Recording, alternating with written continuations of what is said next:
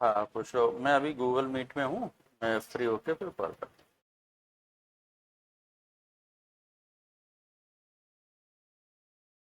हूँ। फिर पूछ।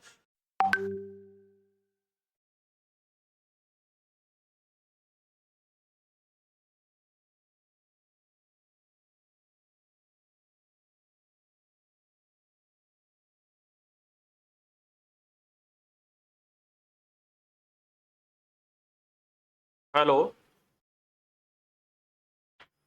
हेलो।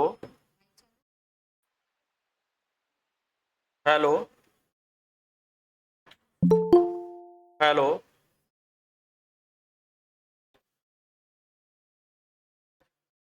हेलो। हेलो।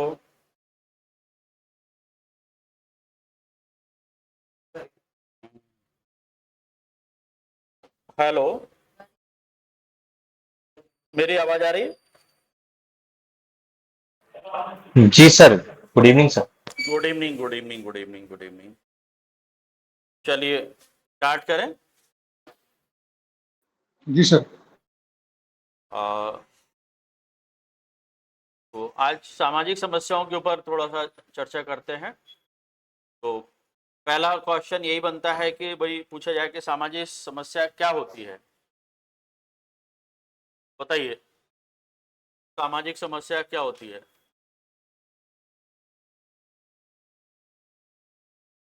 कौन बताएगा? तो सर जी। नमस्कार सर। नमस्कार, नमस्कार। सर सामाजिक समस्याएं जो समाज में व्याप्त होती हैं और समाज में समस्या पैदा करती हैं, व्याधि पैदा करती है, और इसके लिए ये भी विचार भी करते हैं और उसको हल करने का प्रयास भी करते हैं। समय समय पर सामाजिक विचारक ऐसे हुए भी हैं जिन्होंने अपने आसपास समस्या देखी और उस पर अपने मत जाहिर किए हैं। भारत में भी ऐसी समस्या अनेक है, जैसे बेरोजगारी, भ्रष्टाचार, दहेज प्रथा। जी, ठीक है। अ, चलिए नेक्स्ट। ये सामाजिक समस्याओं के क्या कारण होते हैं? विशाल जी बताइए, सामाजिक समस्याओं के क्या कारण होते हैं? विशाल जी मेरी बात सुन पा रहे हैं आप?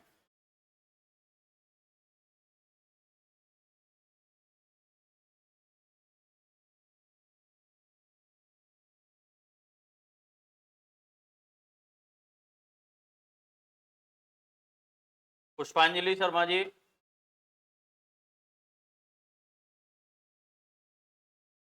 नीलेश जी,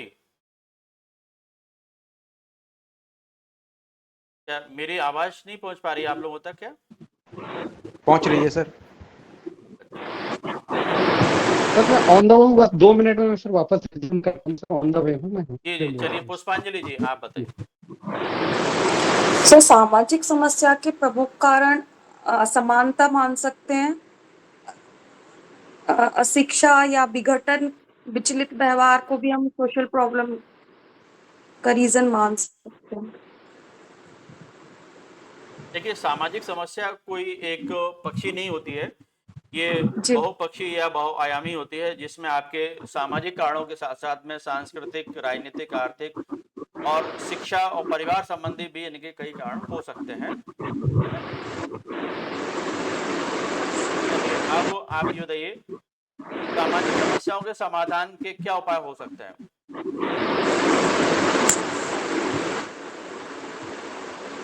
सर सबसे पहले तो शिक्षा एक बहुत अच्छा उपाय हो सकता है। शिक्षित व्यक्ति जी बताइए। सर गरीबी, बेरोजगारी से संबंधित कुछ उपाय किए जाए। नहीं नहीं, सर बहुत अच्छा। अभी हम कोई स्पेसिफिक समस्या को चर्चा नहीं कर रहे हैं। अभी हम सिर्फ ये बात कर रहे हैं कि जो भी सामाजिक समस्याएं होती हैं उनके समाधान के क्या उपाय हो सकते हैं। अभी जनरलाइजेशन की बात कर रहे हैं, है ना, किसी पर्टिकुलर अभी जी जी प्रॉब्लम पे सर। फोकस कर रहे हैं।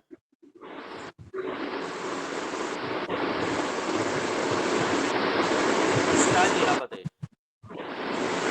सर सामाजिक समस्याओं का कारण ये है कि सबसे पहले सर जो हमारे समाज में जो नियंत्रण की व्यवस्था है, कहीं ना कहीं वो सही तरीके से काम नहीं करती है। इस कारण से सामाजिक समस्याएं पैदा होती हैं। इसके अलावा सर जो समाज में असमानता होती है, जो मतलब सोशल डिस्पैरिटी हम जिसे बोलते हैं कि जो सभी जो मतलब राजनीतिक व्यवस्था कहीं ना कहीं ठीक ढंग से कार्य नहीं करती है, या हमारी संवैधानिक व्यवस्था या हमारे नियंत्रण के साधन जो है वो सही तरीके से अगर कार्य नहीं करते हैं, तो समाज में कहीं ना कहीं सामाजिक समस्याएं पैदा होती हैं सर। और अगर समाजीकरण सही ढंग से नहीं है समाज में, तो भी सर सामाजिक व्यवस्था समस्याएं पैदा हो सकती हैं। चलिए नीलेश जी, ये कैमरा ऑन कर लिया करें, जैसे भी बात होती है ना, कैमरा ऑन कर लिया। नीलेश जी, मधुबाला जी, मधुबाला जी,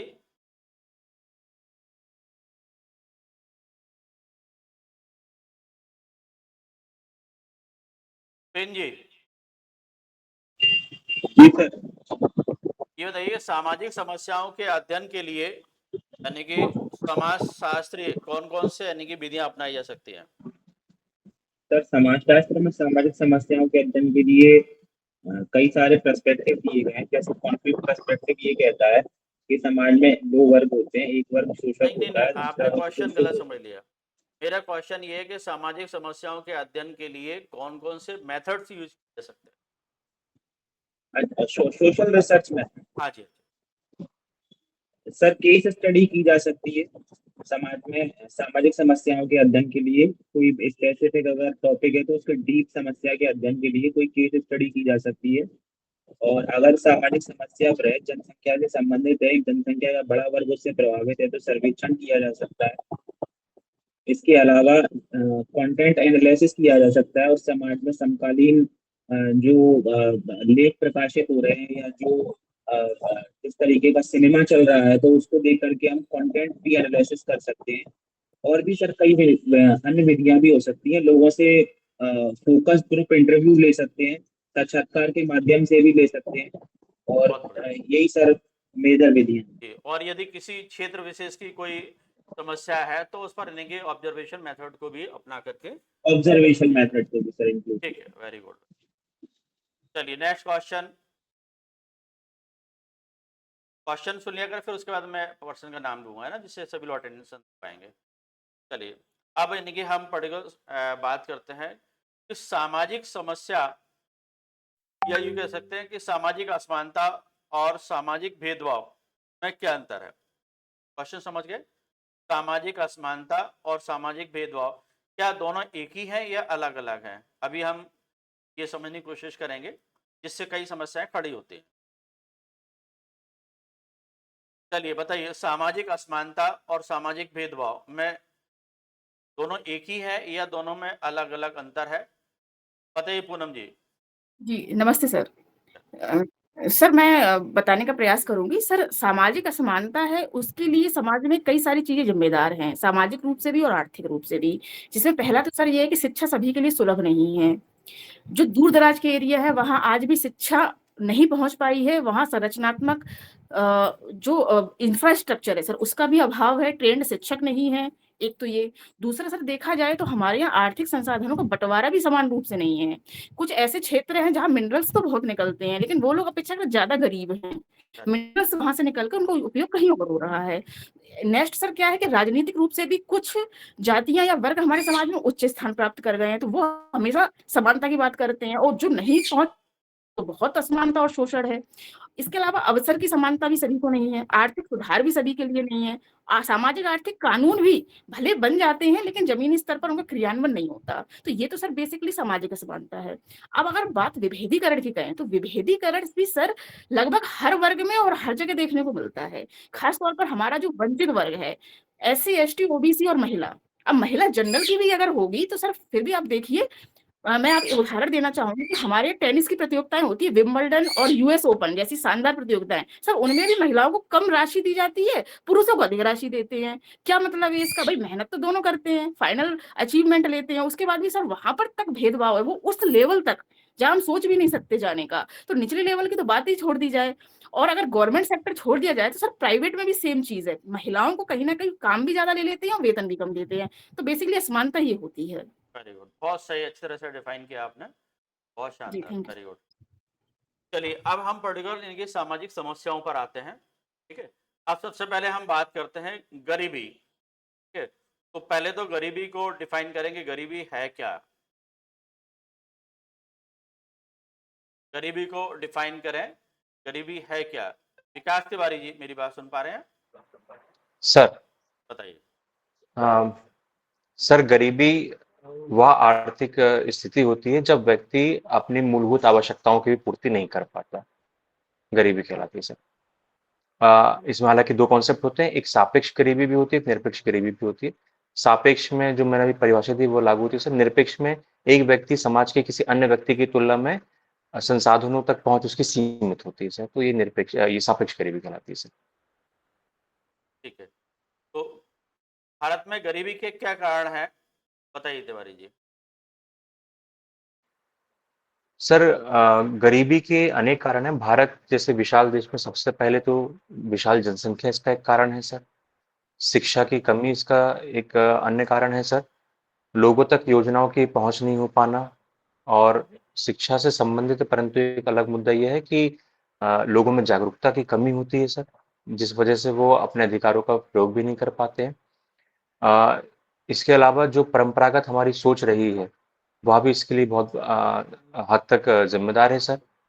तीसरा सर जो डिजिटल डिवाइड है, इस डिजिटल डिवाइड की वजह से अधिकतर लोग जो परंपरागत समाज में आज भी रह रहे हैं उनकी संख्या बहुत ज़्यादा है, और जो आधुनिकता का जिन्होंने अपनाया है जिस वजह से तकनीकी रूप से जो नवीन रोजगार के अवसर मिलते हैं वो अवसर उन्हें प्राप्त नहीं हो पाते हैं। तो ये कुछ मूल कारण है सर मुझे लगते हैं। चलिए अब बात करते हैं कि गरीबी निवारण के लिए सरकार के द्वारा क्या प्रयास किए जा रहे हैं। नीलेश जी सुन पा रहे हैं आप मुझे?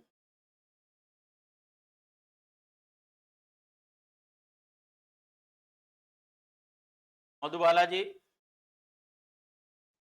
यस सर, मैं सुन पा रहा हूँ। हाँ नीलेश जी बताइए। तो गरीबी निवारण के लिए सरकार के द्वारा खास करके यानी कि आपके केंद्र सरकार और मध्य प्रदेश सरकार दोनों की योजना बता दीजिए, क्या प्रयास किए जा हाँ, यस सर। रहे सर हैं? ये गरीबी निवारण हेतु ये मतलब पुरानी सर काफी टाइम से प्रयास निरंतर स्वतंत्र प्राप्ति के पश्चात ही किए जा रहे हैं, जिसमें से ग्रामीण और शहरी रोजगार योजनाएं संचालित की गई हैं, और मध्य प्रदेश में भी इसी तरह किया गया, और मनरेगा उसमें से एक बड़ा मतलब नाम है। जैसे स्वर्ण जयंती रोजगार योजना है, और मनरेगा, अंत्योदय, दीनदयाल, और स्किल डेवलपमेंट वगैरह, ये सारी सब योजना। स्किल डेवलपमेंट नहीं होगा सर इसमें। वो बेरोजगारी में आ जाए। हाँ, बेरोजगारी में जाए सर। इसमें सिर्फ ये अंत्योदय और ये दीनदयाल वाला और राशन वाला राशन आपके ग्राम, और स्वर्ण जयंती बताई मैंने। अभी सर इतना चलिए ही रिकॉर्ड हो और पाया। कोई इसको ऐड करना चाहे उसमें हेलो सर, नमस्कार सर। जी नमस्कार। सर जैसे हमारे देश में सर स्टार्टिंग में सर जब स्वतंत्र हुआ तो हमारे यहाँ पंचवर्षीय योजनाओं को का मॉडल अपनाया गया सर। पंचवर्षीय योजनाओं के माध्यम से जब पांचवी पंचवर्षीय योजना थी तो उसमें मूल रूप से यही निर्धारित किया गया था कि हम निर्धनता को कैसे दूर करेंगे, वो पहले उद्देश्य आया था। फिर कृषि में सर नई नई तकनीकों का विकास किया गया है, नए बीज और हरित क्रांति के माध्यम से ग्रामीण क्षेत्रों में गरीबी को दूर करने का प्रयास किया गया है। औद्योगिकरण के माध्यम से सर हमारे यहाँ पर रोजगार के नए अवसर सृजित किए गए हैं।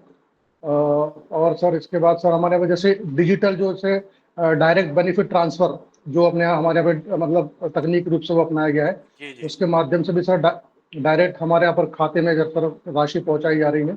और इसके बाद में सर जैसे शिक्षा को बढ़ावा दिया जा रहा है, आजकल कौशल विकास आधारित शिक्षा प्रदान करने का प्रयास किया जा रहा है। तो इस तरह की काफी सारी चीजें जिसके माध्यम से गरीबी को दूर कर मतलब ये प्रयास किया गया। Very good. चलिए और कोई ऐड करना चाहता हो गरीबी से संबंधित? हाँ सर, इसके अंदर जो सरकार 5 ट्रिलियन अर्थव्यवस्था बनाने की सोच रही है, उसके अंदर इसका कॉन्सेप्ट ये है, अर्थव्यवस्था जब बढ़ेगी और वो 10% की दर से अगर बढ़ पाए तो इसके अंदर काफ़ी लोगों को रोज़गार भी मिलेगा, और जब इसकी वॉल्यूम बढ़ता है अर्थव्यवस्था का तो इसमें पैसा इंफ्रास्ट्रक्चर पे भी लगता है, और उसमें भी गरीब लोग उसमें या फिर जो नीडी हैं उनको रोज़गार मिलता है और वो पैसा उनके हाथ में आता है। इस तरह पॉवर्टी से हम उठ सकते हैं। Very good. चलिए अब हम बात करते हैं बेरोजगारी, है ना? बेरोजगारी की समस्या क्या है? अनामिका जी सुन पा रही हैं मुझे?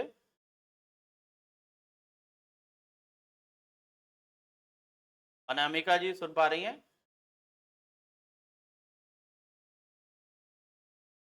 मधुबाला जी?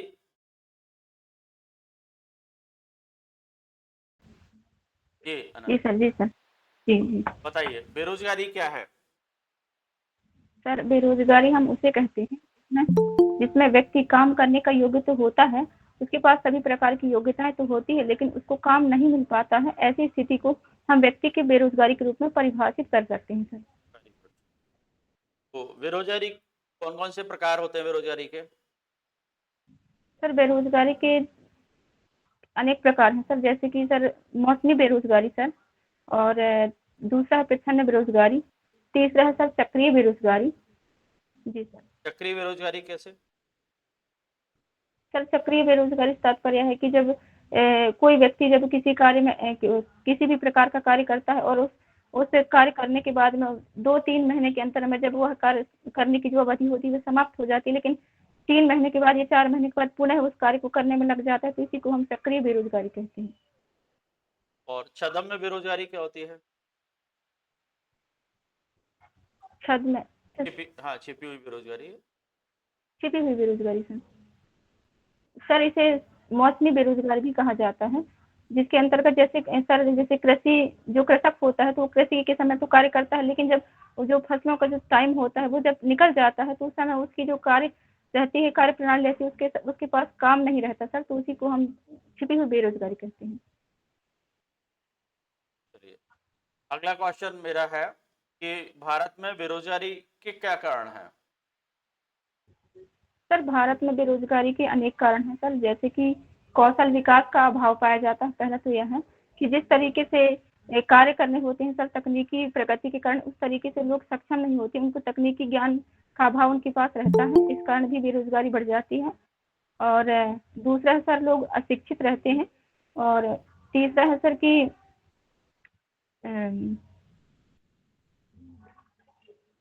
कौशल विकास का अभाव और अशिक्षित, और जो सरकारी जो कार्यक्रम है सर उस पर उनकी अधिक निर्भरता रहती है, इस कारण भी वो कुछ काम करने के लिए तत्पर नहीं रहते, फलस्वरूप गरीबी बढ़ने लगती है सर।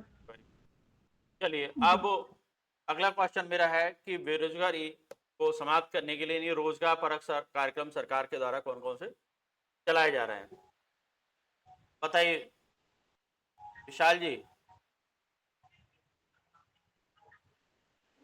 जी सर।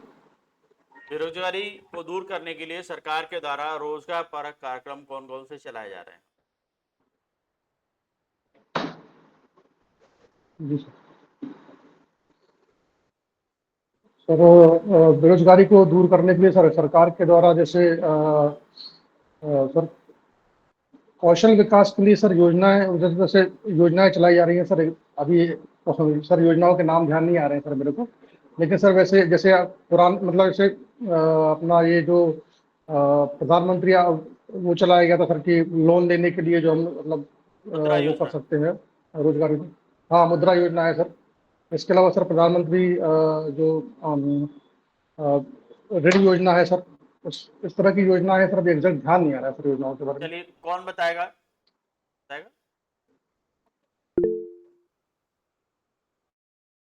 चलिए सतीश जी। सर, बेरोजगारी को दूर करने के लिए भारत सरकार द्वारा कई सारी योजनाएं चलाई जा रही हैं, जिसमें सबसे पहले तो सर मनरेगा को प्रमुखता से लिया जाता है। जैसे जो एक ग्रामीण प्रवेश की योजना है, जिसमें ग्रामीणों को 150 दिन के रोजगार की गारंटी दी जाती है। इसके अलावा सर प्रधानमंत्री कौशल विकास योजना है, जिसमें युवाओं को कुछ न कुछ स्किल सिखाया जाता है।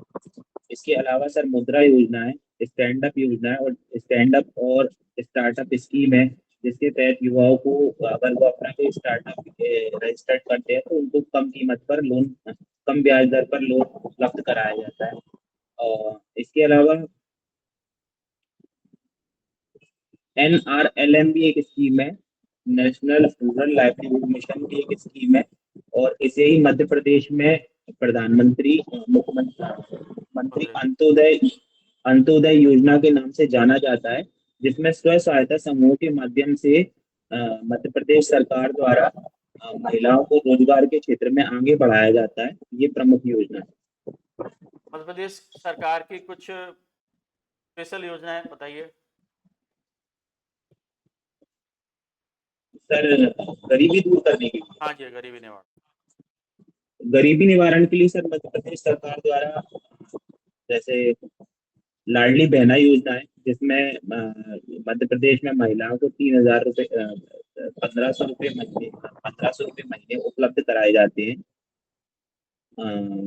सर, मैं मध्य प्रदेश सरकार की योजनाओं को रिकॉल नहीं कर पा रहा हूँ। पूनम जी, आप बताइए।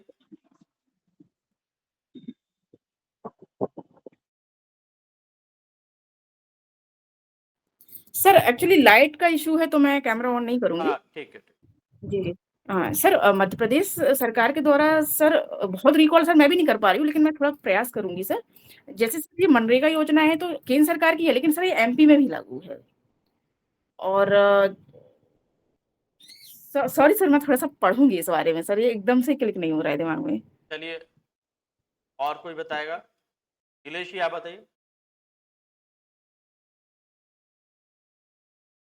सर लगभग यही था मेरा भी, उसमें से कुछ अलग तो मुझे अभी क्लिक नहीं हो रहा था। सेम ये स्किल डेवलपमेंट या ये सारी चीजें थी, मुद्रा योजना या कृषक सम्मान निधि या इस तरह से लाडली बहना, ये सारी। सर नाम ध्यान नहीं आ रहा है योजनाओं के, लेकिन 18 से और 49 सर वर्ष तक का हाँ, अभी जो नई ये योजना वो उसका सीखो नाम कमाओ याद नहीं आ योजना रहा है, है। सीखो कमाओ और योजना है।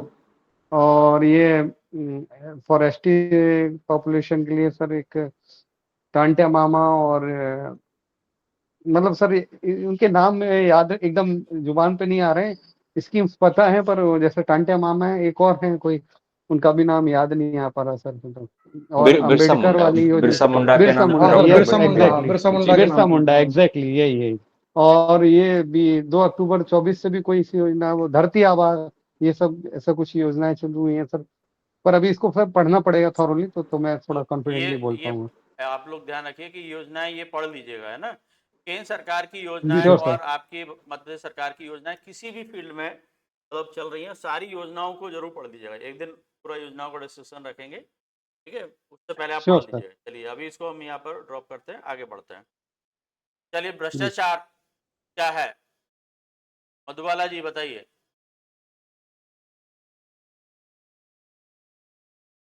बाला जी, आप क्लास में डेली आते हैं, लेकिन आप पार्टिसिपेट करते हैं। जब तक आप बोलने की प्रैक्टिस नहीं करेंगे तो बेकार है। सतीश जी, आप बताइए। सर नमस्कार सर। नमस्कार। सर भ्रष्टाचार सर वह व्यवहार है जो नियमों के विरुद्ध किया जाता है, जिसमें धन के लिए अनैतिक कार्य किया जाता है, कि कार्य के बदले में धन दिया जाता है, जो शासकीय पदों पर होते हैं उनके द्वारा किया जाता है सर भ्रष्टाचार। अच्छा, चलिए, जी राजनीतिक सर। क्षेत्र में भ्रष्टाचार को बताइए। राजनीतिक क्षेत्र में सर राजनीतिक भ्रष्टाचारों से 2 प्रकार के, या कह सकते हैं मूल रूप से 2 प्रकार के भ्रष्टाचार होते हैं, जिसमें एक जो होता है जो घोषणाओं को पूर्ण ना करना सर, जो राजनीतिक क्षेत्र में रहता है। दूसरा, जब कोई पद मिलता है उसके आधार पर ही भ्रष्टाचार हो जाता है सर। जैसे किसी को पद दिया जाता है, पैसे के बदले दिया जाता है, टिकट दिया जाता है, पैसे के बदले दिया जाता है। उसके बाद चुनाव जीतने के बाद भी तरह के भ्रष्टाचार होते हैं सर। जैसे किसी मंत्री पद होने के बाद या शासन में होने के बाद जो योजना है उन्हें भ्रष्टाचार करना, या ठेकेदारी प्रथा को बढ़ावा देना, या राजनीतिक अपराधीकरण करना, अपराधी का राजनीतिकरण करना, इस प्रकार के अन्य भ्रष्टाचारों को बढ़ावा दिया जाता है सर। ठीक, वेरी गुड। सर चलिए, भ्रष्टाचार यानी कि क्या कारण है? भ्रष्टाचार के सर मूल रूप से देखा जाए तो सामाजिक कारण भी, आर्थिक कारण भी, राजनीतिक कारण भी और अन्य कारण भी हो सकते। सामाजिक कारण में से देखा जाए सर, मुख्य रूप से सर जो व्यक्ति सामाजिक स्वीकार्यता या जल्दी काम करने के लिए दिया जाता है सर, जैसे किसी को जल्दी काम करवाना है उसके लिए त्वरित काम के लिए दिया जा सकता है सर। दूसरा सर आर्थिक ये धन के लालच में सर, जो अपनी महत्वाकांक्षा बढ़ जाती है उसके लिए ये लोग कहीं ना कहीं सर पद का दुरुपयोग करके उसकी सेवाओं के बदले परितोष लेते हैं या धन लेते हैं सर। तीसरा सर राजनीतिक गठबंधन के द्वारा सर जो है शासकीय धन का खुर्द किया जाता है, या फिर उनका अधिक लाभ लिया जाता है, गलत बिल बनाकर या फिर गलत टेंडर चालू करके। बहुत सारे तरीके हो सकते हैं सर उसके लिए सर। अच्छा, भ्रष्टाचार को रोकने के क्या उपाय हो सकते हैं? तो भ्रष्टाचार को रोकने के लिए वैसे यही उपाय है सर्वप्रथम सर, कानूनी उपाय हो सकते हैं सर। जो लॉस रहते हैं उनका अच्छी तरीके से इन्फोर्समेंट यानी कि उनको लागू किया जाए। अगर कोई जो संस्था है सर उनको सख्ती से हिदायत दी जाए या फिर सख्ती से अपने कानून का पालन किया जाए। अगर कोई व्यक्ति जिस पे दोष सिद्ध होता है या ट्रायल चलता है उस पर तुरंत समय सीमा में कार्रवाई हो सर, ये नियमों के लिए हो सकता है। दूसरा विसल ब्लोवर्स के लिए जो एक्ट आया 2014 का उसको भी बढ़ावा दिया जाए सर, उसको लागू करने के लिए ये भी आगे आना चाहिए लोग, जिससे कि लोग अत्यधिक शिकायत करें या फिर उसको संरक्षण दिया जाए। तीसरा सर हो सकता है सर जो लोकपाल विधेयक बिल है सर, लोकपाल बिल है सॉरी, विधेयक नहीं सर, बिल है सर, उसको लागू किया जाए और समय सीमा में जो प्रकरण होते हैं सर उनको निपटार किया जाए।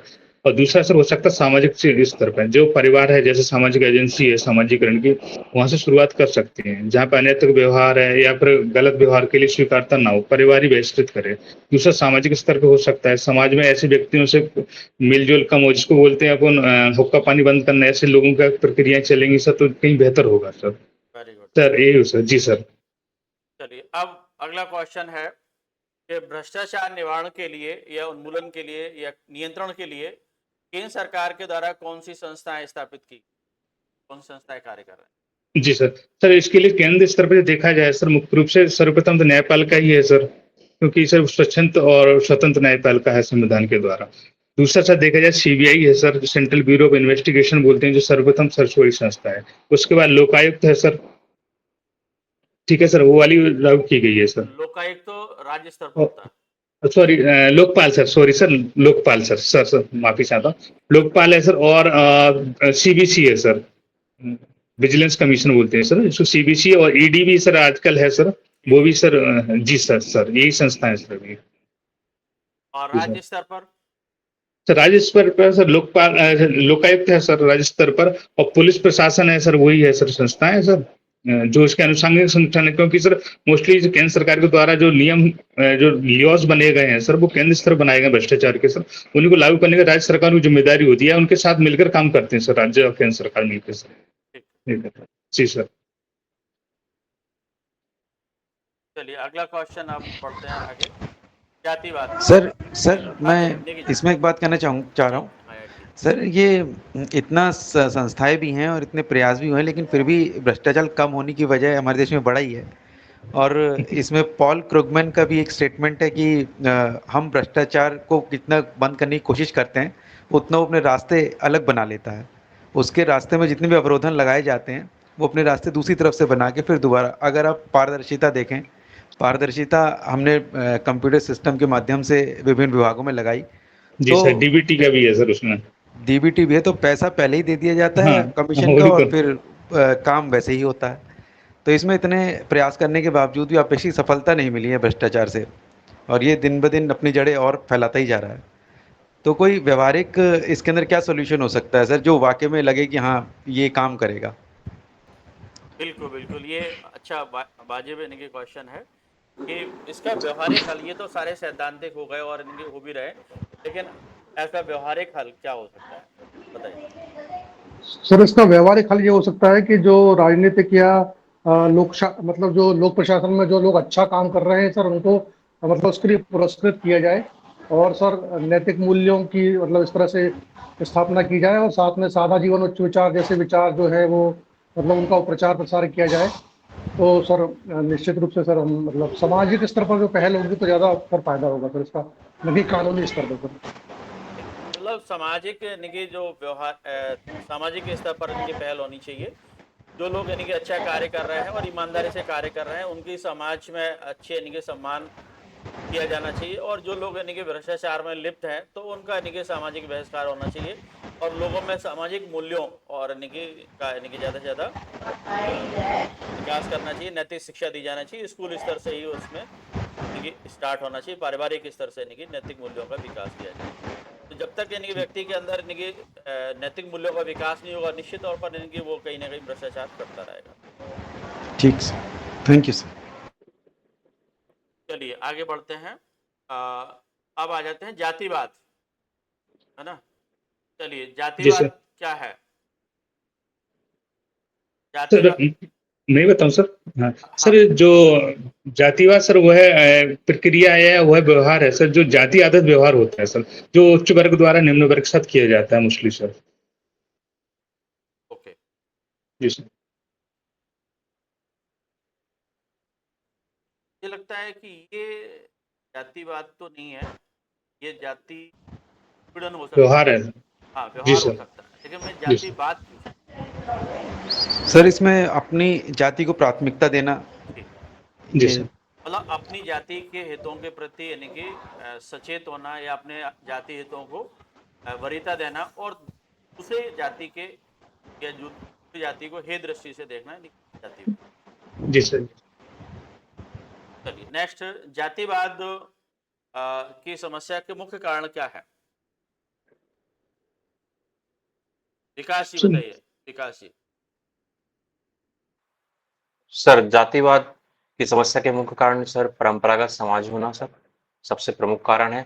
इसके पश्चात तकनीकी के बढ़ने के साथ लोगों में एक जातिगत जागरूकता आई है, अपने हितों को प्रति वो हुआ, तो कहीं न कहीं सकारात्मक होके भी इसने इस चीज़ को जातिवाद को भी इसमें बढ़ाने में सहयोग दिया है सर।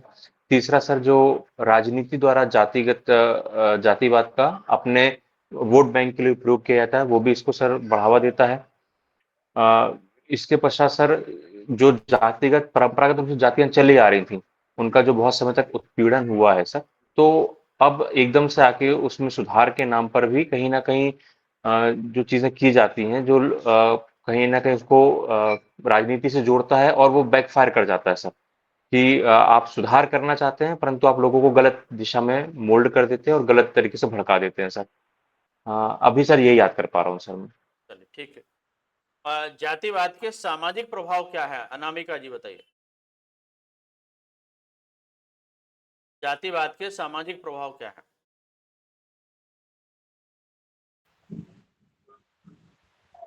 सर जातिवाद के अनेक प्रभाव है समाज में। जैसे कि सर जातिवाद से सबसे पहले तो सर सामाजिक तनाव की भावना बढ़ती है और संघर्ष की भावना भी काफ़ी बढ़ जाती है। और दूसरा है सर कि जातिवाद से लोगों के मन में अपनी ही जाति के प्रति विशेष निष्ठा होने के कारण दूसरी जातियों के प्रति नकारात्मकता की भावना की आ जाती है। और तीसरा है सर कि सर मैं सोच रही हूँ सर, अभी बता नहीं पा रही हूँ। और कोई बताइए।